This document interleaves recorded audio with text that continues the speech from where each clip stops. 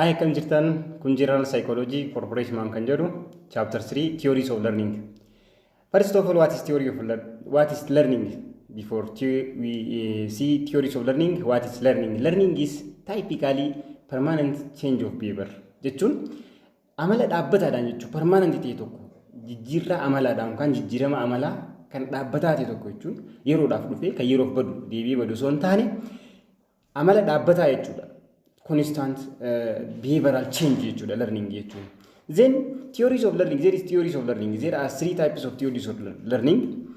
Theories of learning kan theory learning kun habba sadi jira. Sadin isaan kun the first one is behavioral theories. The second one is social or observing theories. The third and the last is cognitive theories of learning kan jedhamu isaan kana sadiin jechuudha. Mee tokko tokko laallaa video kana keessatti garuu behavioral theory kan jedhu qofa laallaa. Behavioral theory of learning believes that learning occurs as a result of stimulus response association. Walitti hidhaminsa dammaqsituu fi amala dammaqsituu saniif kennamu kan baratamudha jechuudha. Waa'ee kanaa taasisa behavioral theory jechuun dammaqsituu fi deebii dammaqsituu saniif kennamu. Walitti hidhaminsa isaan kana lamaanii walitti hidhaminsa dammaqsituu fi deebii dammaqsituuf kennamu. Kana jechuun salphatti akka isiniif galuuf fakkeenya tokko fudhannee daa'imni takka afaazaniin ishii gaafa gabaabee muuza takka burtukaana bitee fi gala. Muuza yookaan burtukaana bitee kan galu yoo ta'e burtukaana san gaafa argite daa'imti maal gooti? Saalifeet gooti ni gammaddi. Gammachuun isii sun it is response. Garuu burtukaanni sun stimulusidha. Stimulus response association walitti hidhaminsa stimulusii dammaqsituu fi response yookaan deebii stimulusii saniif kennamuutiin kan baratamu jedhanii warra lafaa ka'an jechuudha. Isaan kana kan qorate yeroo jalqabaatiif Ivan Pavlov jedhama. Fuuldura keenyatti ni ilaalla. Behavioral theories emphasize observable behavior, set laws to govern all organisms, and provide explanation which focus on the consequence. Kana jechuun maal jechuudha? Behavioral theory kun wanti inni irratti xiyyeeffannaan fokusii guddaan inni irratti emphasize godhu maali? Jalqaba observable behavior amala namaa kan observed ta'uu danda'u jechuun observed ta'uu danda'u gaafa jennu kan hubatamuu danda'u jechuudha. Kanarratti jechuudha. Lammaffirratti immoo sex laws to govern all organisms. Organismoota hunda kan govern godhu amala organismoota hunda govern godhu san ni barbaadanii. Inni itti aanu immoo provide explanation which focus on case. Faayidaa yookaan dhiibbaa waan tokko boodaan dhufu kan nutti agarsiisu. Mal ibsa kanna jechuudha.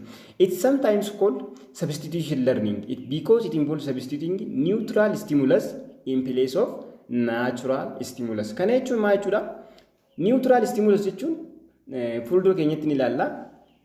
Natural stimulus fi neutral stimulus jira. Natural stimulus kan jennu reefuun tan akkuma hubanne sana kan sila akkuma laaluudhaaf yaalle neutral stimulus fi natural stimulus jira. Faazariin daa'ima sana gaafa gabaabee dhufu burtukaanni yookaan muuziin inni qabatee dhufu sun it is known as natural stimulus because the child may salivate when he see the banana or orange, but the event that her father come to home from somewhere is neutral stimulus. Yeroo hunda gaafa faazariin manaa bahee yeroo tokko gabaas dhaquu danda'a, bika biraatis dhaquu danda'a. Faazariin kan godhe gabaa bahee gaafa dhufu burtukaana yookaan muuza qabatee dhufa. Muuzichi it is natural stimulus. It is known as natural stimulus. Gin neutral stimulus jechuun faazariin iddoo tokko deemee yoo dhufu yeroo hunda kan wanti kun kan deddeebi'u ta'e faazariin gaafa gabaan taane gaafa iddoo biraa takka mana gaddaa dhaqee yookaan akka naannoo kanatti taaziyaa kan jedhamu sun yaaba achi dhaqee dhufe Salivate gooti ni gammadde jechuun faazariin waan abitee dhufeetti. Kanaafuu it is known as replacing neutral stimulus in place of natural stimulus jechuudha. Gaafa keessa cisiine isiniif gala. Behaviorists also differ among themselves with respect to views about role of reinforcement in learning. Kana jechuun reinforcement kun reinforcement irra dhaabbatee warrummaan behavioral theory kunu bikka lamatti adda hin caban. There are two major behavioral theories of learning. They are known as classical and operant conditioning jedhamuudhaan bikka lamatti qodaman. Mee bal'inaan waa'ee classical conditioning dha waliin laalla.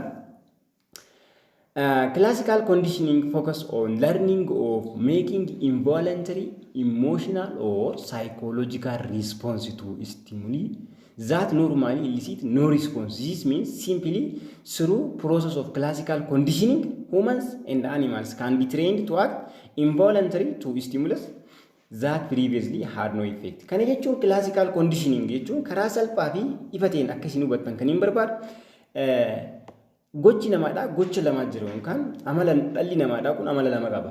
Gocha fedhiitii fi gocha fedhii malee jechuudha. Kanaafuu gaafa waan tokko agartan fakkeenyaaf gaafa bofa agartan rifachuun it is involuntary action or involuntary emotional jaaman. It is involuntary emotional or physiological response that we react regarding to that snake. It is known as involuntary emotion. But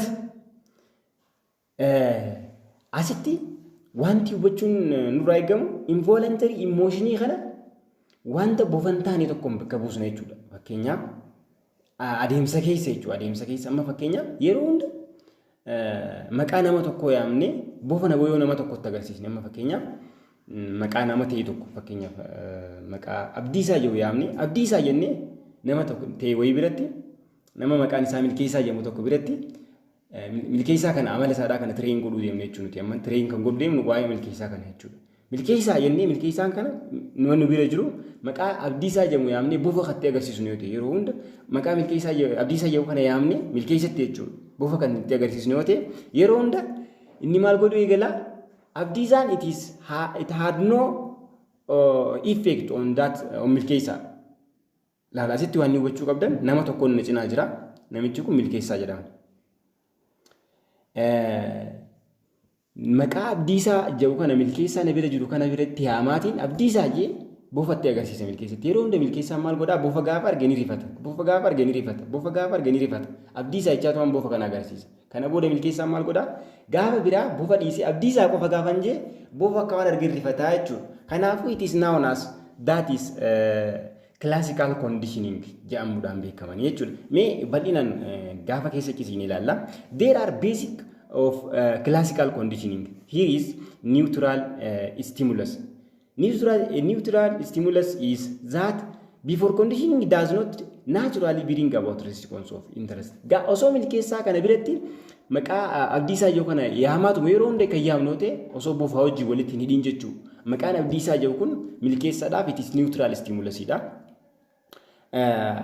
Unconditioning stimulus warri jedhamanii ni jiran. Unconditioning stimulus jechuun immoo boficha jechuudha. Bofa jechuun unconditional stimulus who always bring unconditional response jechuudha. Involuntary response harkisaa jechuudha. Kanaafuu unconditional stimulus jechuun stimulus that naturally bring about particular response without having been learning. Osoo hin baratamin jechuudha. Wanta hin baratamin namni kamiyyuu bofa gaafa arganii rifata. That is bofti kun maal jedhama? Unconditional stimulus jedhama.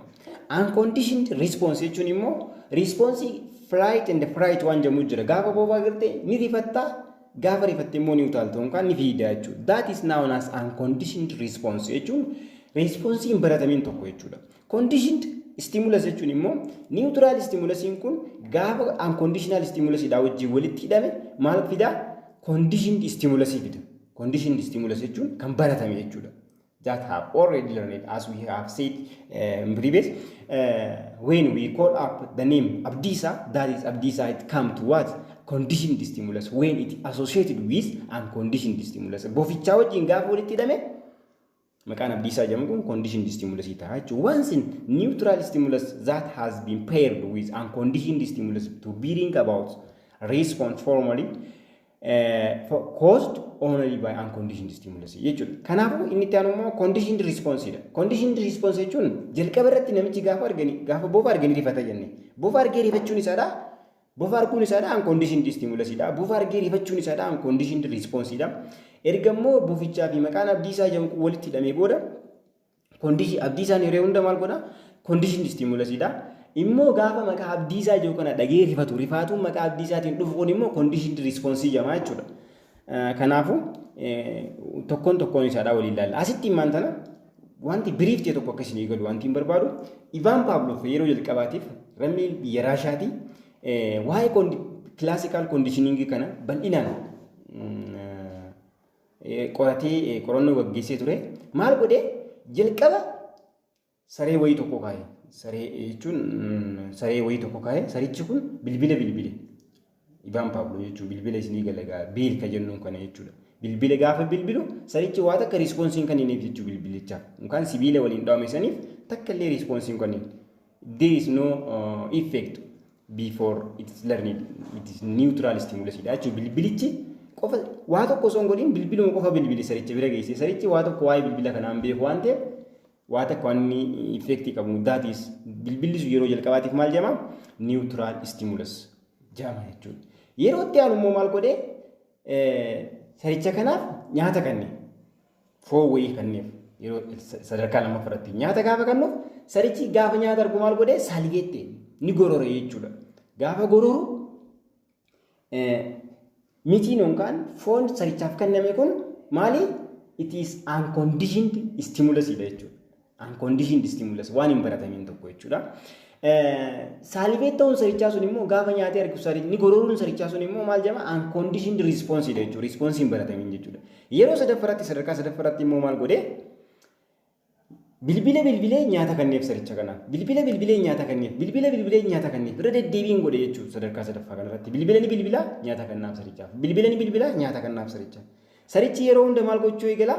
Bilbila gaafa dhagee sadarkaa afuraffaratti jechuudha.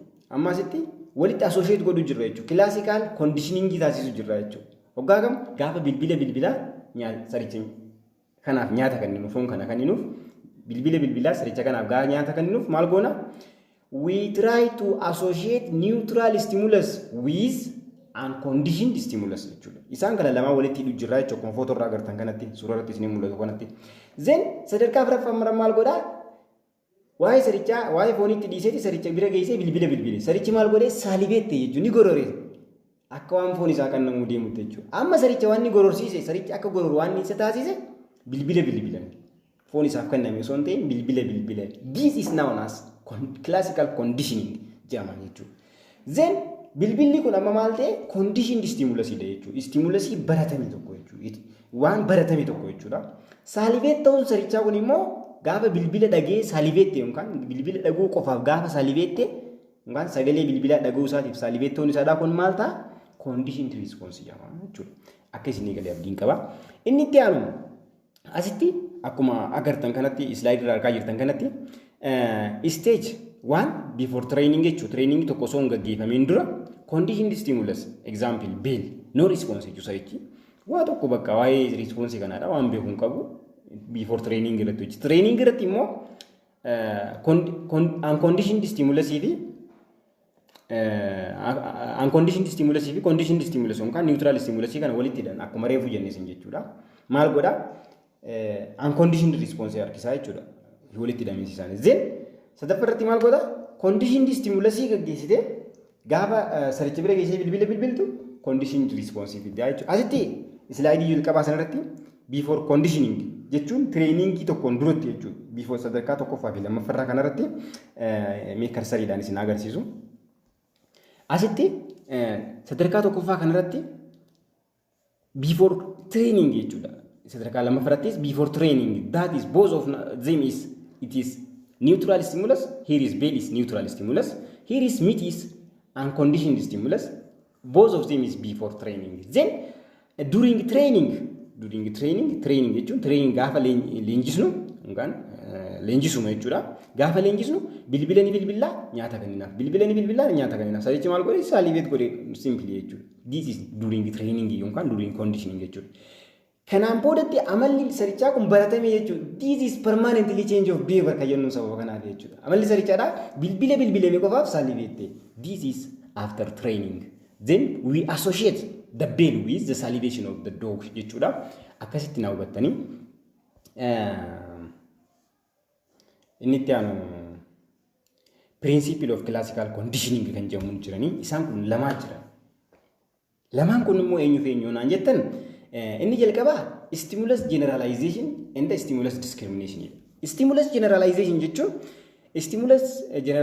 is a process which after a stimulus has been conditioned to produce particular response, stimuli that are similar to original stimulus being to produce the same response. For example, dog conditioning to salivate to dinner bell may also salivate to doorbell, telephone bell. Kana jechuun maal jechuudha?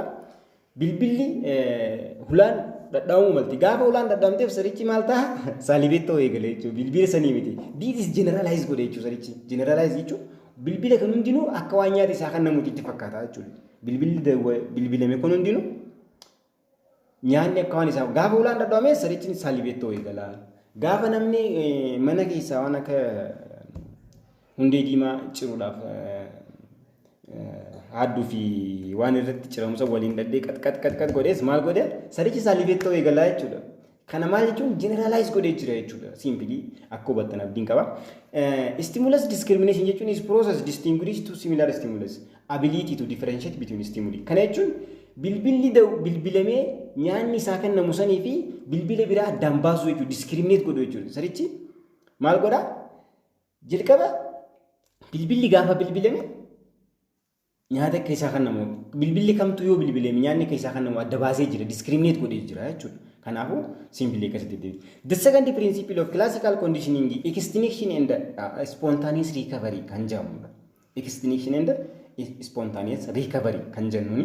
In Pavlov's producer, if classical condition stimulus is repeatedly presented without presenting unconditioned stimulus means conditioned response will diminish evaluatively to stop working. Amma kana jechuun simply akkitti hubattan extinction jechuun yeroo dheeraadhaaf jechuudha deddeebinee bilbilee saricha kanaaf nyaata kan kennineef yoo ta'an jechuudha. Yeroodhaaf salivate ni godha. Yeroo deddeebinee maal goona bilbiluma qofa bilbilee nyaata kan kenninuuf bilbilee nyaata kan kenninuuf bilbilaaf nyaata kan kenninuuf samboota sarichi bilbila kan addaabtu godhee nyaanni naan kennamu yoo salivate godhuu dhiisuu danda'a. This is known as extinction. The second one is spontaneous recovery. Spontaneous recovery is re-emergence of an extinguishing conditioned response after period of rest with further conditioning kan jennu ni jechuudha. Maal jechuudha?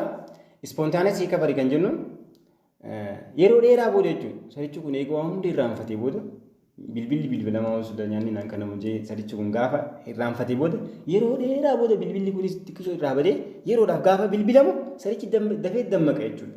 Nyaanni akka waan isaa kan namu deemu dafee lafaa keessaa salivate godha. This is known as spontaneous recovery. Here is some question. Gaafii takkaa jira. Mee gaafii tana sirriitti waliin ilaalla.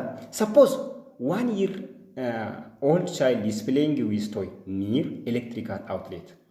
He sticks part of toy into outlet. He gets shocked then becomes frightened and begins to cry. For several days after that experience, he shows fear when his mother gives him toy and he refuses to play with it. What are unconditioned stimulus, unconditioned response, conditioned stimulus, conditioned response? Show in diagram inni agarsiisu godha. Mee kan sirriitti isinii hima daa'ima takkaa jira. Daa'imni kun waggaa tokkooti. Ashaangullitti jedhama. Akka naannoo kanatti bakka biratti maal akka jedhamu beeku garuu waan daa'imni ittiin taphattu jechuudha. Waan daa'imni ittiin taphattu yookaan ashaangullitti jedhama. Ashaangullitti kana kan itti jechuudha. Waan daa'imni ittiin taphattu tana waan daa'ima taphachiisu tana jechuudha. Daa'ima tana biqiltuu taphattuuti akka tasaadhaa shiboo elektirikii kan irraa laaxamee jira naannoo sun jechuudha. Osoo taphataa jiru wantiin kun ashaangulliittiin kun dhaqee wanti irra duraa bu'a. Elektirikii kana irra dalaa bu'a. Ashaangulliittiin fudhadha jee dhaqee elektirikii mucaa kana tuqe. Mucaan ni riifate. Shooktee jechuudha. Bakka inni saame miira addaatitti dhagahame jechuudha. San booda ashaangulliittis maal godhe osoo fudhatiin achi deebi'e. Yeroo itti aanus gaafa taphatu wanti kun akkasuma godhe. Irra deddeebi'ee yeroo guyyoota muraasa booddee daa'imni maal godhee galee gaafa haati isaadhaa ashaangulliitti na fuutee kennituuf ashaangulliitti na dheessuu eegalee jechuudha. Akka waan shookisa gootutti jechuudha. Kanaafuu asitti maali? Unconditioned stimulus kan jennuun elektirikicha jechuudha. Elektirikichi unconditioned stimulus dha. Unconditioned response jechuun immoo gaafa elektirikichi gurbaa qabee fiirtee yookaan ni iyye. Fear in the cry is unconditioned response regarding to electrical outlet or unconditioned stimulus dha jechuudha. Yeroo muraasa booda immoo daa'imni maal barate? Conditioned stimulus kan isaaf ta'u gaafa ashaangulliitti san arge akka waan ifaan isa qabu rifate ni sodaate jechuudha. He has already conditioned or trained with this one. Conditioned stimulus kana wajjin conditioned stimulus ka jennuun toyidha jechuudha. Yookaan ashaangulittiidha jechuudha. San booda maal godhee conditioned response jechuun refusing toy because of fear that comes to him jechuudha. Kanaafuu maal godhee haati isaadha yeroo gisee muraasa booda gizaafa ashaangulittii san kanituuf inni daa'imni kun akka waan ashaangulittiin sun shookii isa gootutti sodaatee refuse godhu jechuudha. Refusing is conditioned response. That is all about classical conditioning or behavioral theory of learning kan jennuun isaan kana viidiyoo itti aanu keessatti operant conditioning kan jedhu walagarraa hammasittuu nagaannaa tura viidiyoo kiyya like share naaf godha chaanalii kiyya immoo subscribe naaf godha isiniin jaaladha waan daawwattaniif baay'ee galatoomaa